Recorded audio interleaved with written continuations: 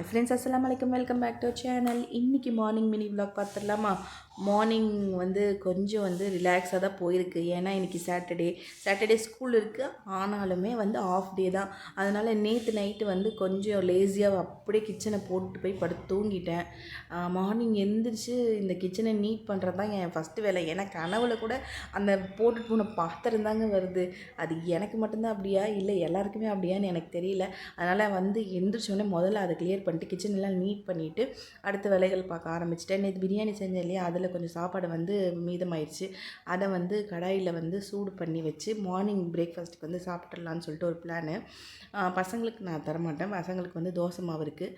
அதை சுட்டு இட்லி பொடி நான் வீட்லேயே செஞ்சுருக்கிறேன். அந்த இட்லி பொடியை வச்சு கொடுத்தா பசங்க சூப்பராக சாப்பிட்டுப்பாங்க. இந்த மாதிரி நேற்று பிரியாணி சூடு பண்ணி சாப்பிட்றது யாருக்கு பிடிக்குன்னு சொல்லிட்டு கண்டிப்பாக சொல்லுங்கள். இன்றைக்கி ஸ்கூலில் மீட்டிங் இருக்குது, மம்மிஸ் மீட்டிங்கு 11:30க்கு. அதுக்கு வேறு போகணும். இவங்களை அனுப்பி வச்சுட்டு வீட்டில் இருக்கிற வேலையெல்லாம் முடிச்சுட்டு அதுக்கப்புறம் தான் அந்த வேலைகளை நம்ம ஆரம்பிக்க முடியும். இந்த மாதிரி தான் நாள் எங்களுக்கு போயிட்டுருக்கு.